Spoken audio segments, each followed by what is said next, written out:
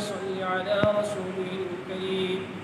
أما بعد فأعوذ بالله من الشيطان الرجيم. بسم الله الرحمن الرحيم. يا أيها الذين آمنوا استعينوا بالصبر والصلاة إن الله مع الصابرين. وقال تعالى يا أيها الذين آمنوا كتب عليكم الصيام كما كتب على الذين من قبلكم لعلكم تتقون. صدق اللہ العظیم. اللہ تعالیٰ کا بہت بڑا بے انتہا فضل ہوا، کرم ہوا کہ اللہ پاک نے ہم تمام کو عید المومنین کے موقع پر، جمعہ کے موقع پر اللہ کے احکام، نبی اکرم صلی اللہ علیہ وسلم کی احادیث مبارکہ اور اکابرین کے اقوال کے تذکرے کرتے ہوئے اپنے ایمان کو تازہ کرنے اور اعمال کے اندر زیادتی کرنے، اپنے گناہوں پر ندامت کرنے کا اللہ نے ایک موقع ہمیں عطا فرمایا.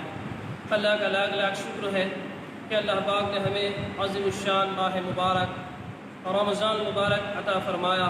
اور اسی کے ساتھ اب دیکھتے ہی دیکھتے اپنے پہلے کا عشرہ، پہلے 10 دن تکمیل ہو گئے، اب دوسرے 10 دن چل رہے ہیں. تو پہلا عشرہ رہا رحمت کا، دوسرا عشرہ رہا مغفرت و بخشش کا، تیسرا عشرہ رہے گا انشاءاللہ آگ سے چھٹکارے کا، دوزخ اور جہنم سے چھٹکارے کا. اللہ ہمیں نصیب فرمائے. تو آج ہم دیکھتے ہی اللہ کی رحمت کہ جو 10 دن ہیں آسانی سے گزر گئے، جسی کو اللہ پاک قرآن پاک میں فرمایا ہے کہ ایام معدودات، کہ چند دن ہی، گنتی کے چند دن اللہ پاک نے ہمیں دیے ہیں رمضان مبارک کے. کیونکہ سال میں جو 12 مہینے ہوتے ہیں تو اس کے اندر سے ہمیں صرف 30 دن ملے ہیں رمضان مبارک کے، تو گنتی کے چند دن ہیں. تو دیکھتے ہی دیکھتے اب 14 دن گزر گئے. تو رحمت کا عشرہ بھی تکمیل ہوا، ختم ہوا، اور مغفرت والے 10 دن بھی چل رہے ہیں، وہ بھی تقریباً آدھے کے قریب پہنچے. تو الحمدللہ تو ہمیں چاہیے کہ اس ماہ مبارک کے سلسلے میں جو میں نے قرآن پاک کی آیات تلاوت کیا، جس کے اندر اللہ پاک فرما رہے ہیں کہ پہلی آیت کے اندر یہ ہے کہ ایمان والوں کو اللہ تعالیٰ فرما رہے ہیں کہ صبر کے ساتھ اور نماز کے ساتھ اللہ کی مدد کو حاصل کرنے کے لیے ہمیں کہا، اور اللہ تعالیٰ کی نصرت اور مدد ایمان والوں کے ساتھ رہے گی کہ جب تک کہ ہم اللہ کے احکامات پر عمل کرتے رہے، ایمان کی حالت میں رہے. تو اللہ کا لاکھ لاکھ شکر ہے. اور اسی کے ساتھ میں اللہ پاک نے ہمیں اس عظیم شان ماہ مبارک عطا فرمایا.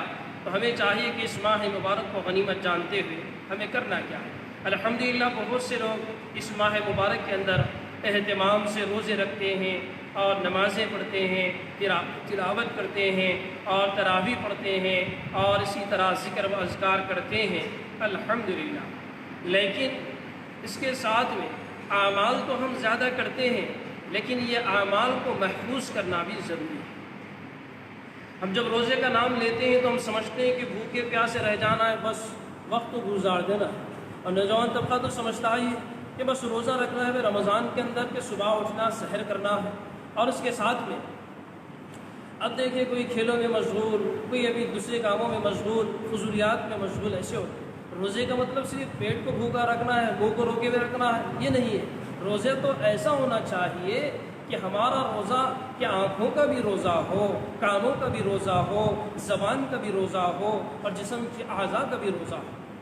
یہ اللہ والے لوگ اس کے لیے تزکیہ کرتے ہیں، بتاتے ہیں کہ ان کیفیات کو، ان صفات کو اپنے اندر پیدا کرنے کی.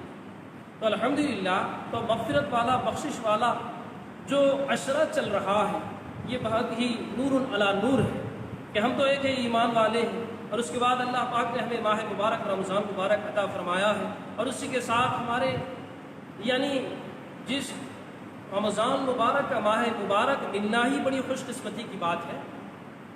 تو اللہ پاک نے فرمایا کہ گنتی کے چند دن جو اللہ پاک نے قرآن میں فرمایا کہ ایام معدودات، گنتی کے چند دن ہیں جو اللہ پاک نے ہمیں رمضان المبارک کے اعتبار سے ہمیں اللہ پاک نے عطا فرمایا کہ ہم غور کریں کہ پہلے پہلے قوموں کے روزے کیسے تھے. وہ روزوں کی نسبت میں ہم اپنے روزوں کو دیکھیں تو بڑے کم محسوس ہوں گے. بنی اسرائیل میں ایسا تھا کہ وہ 2 ماہ تک روزے رہا کرتے تھے، اور ایسی قومیں بھی گزری ہیں 24 گھنٹے کا روزہ ہے، سحر تو پھر سحر ایسے. اور فرمایا کہ حلال چیزیں بھی ان کے لیے حرام ہو گئی تھی، لیکن ایمان والوں کے لیے، امت محمدیہ کے لیے، ہم مسلمانوں کے لیے اللہ پاک نے کتنا بہترین انتظام فرمایا. لیکن اس امت محمدیہ کے لیے یہ موقع اللہ نے نصیب کیا ہے کہ دیکھیں روزہ دن میں رہتے ہیں تو رات میں وہ ملاقات بھی کر سکتے ہیں. یہ حلال چیز حلال ہو گئی ہمارے لیے. اور اسی طرح ہمارے لیے رمضان مبارک دیکھیں سحر کرنا سنت ہے، اور فرمایا 1 مہینہ ہے 30 دن ہے مختصر، تو کتنا بہترین ہے.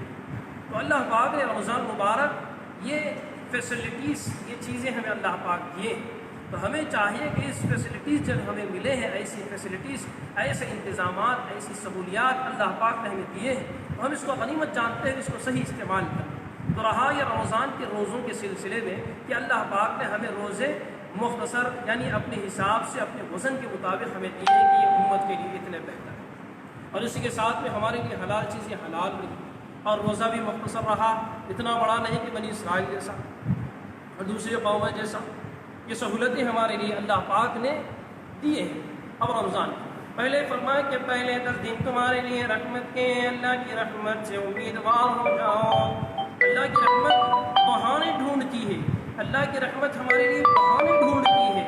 ان کی جیسے آپ اور میں اور آپ کو بہت سے اکابرین کے بیانات میں بھی اور کتابوں کے اندر، مطالعے کے اندر بھی پڑھے ہیں، جس کے اندر فرمایا کہ زانی عورت نے کتے کو پانی پلا دیے تو اللہ نے اس کی مغفرت کر دی. شرابی آدمی ہے، اللہ کے نام کا ایک پرزہ نیچے گرا ہوا ہے، اس کو اٹھا کے اوپر رکھ دیے تو اللہ پاک نے اس کو رکھنے پر اس کی مغفرت کی.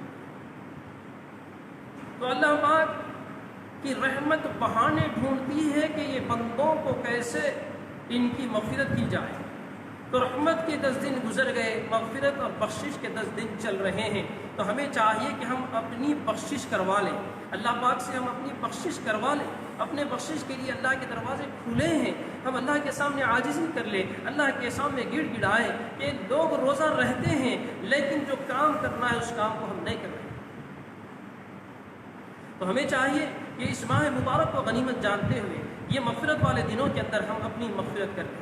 جیسے اللہ کے نبی صلی اللہ علیہ وسلم نے فرمایا حدیث میں کہ اللہ کے نبی صلی اللہ علیہ وسلم منبر پر چڑھ رہے ہیں اور جبرائیل امین آئے ہیں اور اللہ کے نبی صلی اللہ علیہ وسلم سے پہلے منبر پر چڑھ رہے ہیں، کہا آمین، دوسرے منبر پر چڑھ رہے ہیں، دوسری سیڑھی پر چڑھ رہے ہیں، پھر کہا آمین، پھر تیسری سیڑھی پر چڑھ رہے ہیں، پھر کہا آمین. اب صحابہ اکرام نے کہا اے اللہ کے نبی صلی اللہ علیہ وسلم، آپ نے جو آج آپ کے اندر جو نئی چیز ہم نے دیکھا ہے کیا ہے؟ صحابہ اکرام کے استفسار پر پوچھنے پر اللہ کے نبی صلی اللہ علیہ وسلم نے کہا میرے پاس جبرائیل امی آئے ہیں، فرمایا کہ جس کے سامنے نبی آقا محمد عربی صلی اللہ علیہ وسلم کا نام مبارک لیا جائے اور وہ درود اگر نہ پہنچائے تو فرمایا اس کی بخشش نہ ہو، تو اس کے لیے بھی بد دعا. اور دوسری فرمایا کہ جس کے سامنے ماہ مبارک رمضان مبارک آ جائے اور اس ماہ مبارک کی برکت سے وہ اپنی بخشش نہ کروا لے، اس کے لیے بھی جہنمی کی بھی دعا. تیسری فرمایا جس کے سامنے ماں باپ موجود ہو ضعیفی کی حالت میں اور اپنے بچے کی مغفرت نہ کرا اور بچہ خود اپنی مغفرت نہ کرا لے، تو یہ تینوں کے لیے بد دعا ہوئی. تو میں نے آمین کہا. تو دیکھیں کہ یہ بددعائیں اللہ کے نبی صلی اللہ علیہ وسلم امام الانبیاء اور فرشتے جبرائیل علیہ السلام بڑے فرشتہ اور ان کی یعنی بددعا اور نبی کی آمین کتنی بڑی وعید ہے. تو ہمیں چاہیے کہ نبی رحمت صلی اللہ علیہ وسلم کا نام مبارک ہو تو ہمیں چاہیے کہ ہم درود پہنچائیں اور رمضان مبارک کا ماہ مبارک جس کو نصیب ہو جائے پھر اس کی بخشش نہ ہو تو سوچے کہ اور کون سا دن ہو جائے جس کے اندر اس کی بخشش ہو. تو اللہ تعالیٰ گناہ سے گناہ گار، گندے سے گندا، برا سے برا انسان کو بھی اللہ معاف کر کر بخشش کرنے کے لیے بہانے ڈھونڈ کر اللہ پاک نے رمضان مبارک کا یہ عظیم الشان ماہ مبارک اللہ پاک نے عطا کیا ہے۔ تو ہمیں چاہیے جیسے ہی شرابی کیوں نہ ہو، کیسے کبابی کیوں نہ ہو، اور کیسے گناہ گار کیوں نہ ہو، وہ اپنے گناہوں پر ندامت کرے، اپنے گناہوں پر استغفار کرے، اپنے گناہوں کے اندر وہ اپنے گناہوں سے توبہ استغفار کر لے، تو اللہ کی ذات سے امید ہے کہ اس ماہ مبارک سے، اس مغفرت والے بخشش والے دنوں سے اللہ پاک اس کی بخشش کر دیں گے، اللہ پاک اس کی بخشش کر دیں گے۔ اب ایسے نہیں سمجھنا، بہت سے لوگ ایسے ہوتے ہیں کہ توبہ کرنے کے بارے میں سوچتے ہیں کہ میں جب گناہ پورے چھوڑ دوں گا، میں پاک بن جاؤں گا، پھر اس کے بعد میں توبہ کر کر پھر نیک اعمال شروع کروں گا۔ بہت سے لوگ ایسا سمجھتے ہیں، ایسے نہیں۔ ہمیں چاہیے کہ جس وقت گناہ ہو جائے اس وقت فوراً توبہ کر لیں، جس وقت غلطی ہو جائے اس وقت فوراً توبہ کر لیں۔ کیوں؟ اللہ کے نبی صلی اللہ علیہ وسلم نے فرمایا کہ تم توبہ اگر کرتے ہو، دن میں 70 مرتبہ تمہاری توبہ ٹوٹ بھی جائے پھر بھی تم توبہ کرو، اللہ کی ذات بڑی ہے کہ اللہ پاک معاف کرنے والے ہیں۔ یہ غلط فہمی شیطان نفس میں ڈال دیتا ہے کہ میں پہلے سے وہ چیزیں چھوڑ دوں گا، بعد میں پھر میں توبہ کروں گا، وہ چھوڑتے نہیں ہے، توبہ ہوتی ہے۔ تو ہمیں چاہیے کہ ہم اپنے گناہوں سے توبہ استغفار کریں اور اپنے گناہوں کو معاف کرا لیں اس ماہ مبارک کے اندر۔ اور اسی کے ساتھ اور ایسے بھی نہ ہو کہ اللہ پاک دیکھو گناہوں کو معاف کر دیتے ہیں، اللہ پاک بخشش کر دیتے ہیں، اللہ پاک غفور الرحیم ہے، اللہ پاک معاف کرنے والے، بخشش کرنے والے، گناہوں کو معاف کرنے والے، یہ سمجھ کر آدمی نڈر بھی نہ ہو۔ فرمایا کہ آدمی نڈر بھی نہ ہو، اب بے خوف گناہ کروں گا پھر توبہ کروں گا، گناہ کروں گا پھر توبہ کروں گا، ایسے نہیں۔ اس کے دل میں مضبوط ارادہ عزائم ہو جائے کہ میں گناہوں سے سچی پکی توبہ کر لے رہا ہوں، اب ایسا کر لیں۔ اس کا مطلب نہیں کہ اللہ پاک معاف کرنے والے ہیں تو گناہ کرتے رہتا ہوں میں، پھر معافی مانگتے رہتا ہوں، ایسے نہیں۔ گناہ سے توبہ پکا مضبوط کر لینا ہے، پھر اتفاقی اگر وہ ٹوٹ جائے تو پھر معافی مانگ، ہاں اس طرح۔ تو ہمیں چاہیے کہ اسلام ہمارا اعتدال پسند ہے، اس کے اندر جو ہے بالکل سختی بھی نہیں ہے، بالکل وہ چھوٹ بھی نہیں ہے، یہ متوسط درمیانی لیول کا ہے، میڈیم کے اندر رکھے ہیں اللہ، اتنا زیادہ وزن بھی نہیں، اتنا ہلکا بھی نہیں، درمیان میں رکھے ہیں۔ تو ہمیں چاہیے کہ ہم اللہ کے سامنے اپنے گناہوں سے معافی کر لیں۔ میں تو کہتا ہوں کہ جتنے لوگ ماہ مبارک کے اندر ہم ایمان والے مسلمان ہیں، اللہ کے سامنے گڑ گڑا کر اپنے گناہوں سے، اپنی غلطیوں سے، اپنی کوتاہیوں سے توبہ اور استغفار کر لیں۔ یہ ایک عظیم الشان ماہ مبارک میں مغفرت والے دن چل رہے ہیں، اپنی مغفرت طلب کر لیں۔ اور اللہ کے نبی صلی اللہ علیہ وسلم کی احادیث مبارکہ ہے اس ماہ مبارک کے سلسلے میں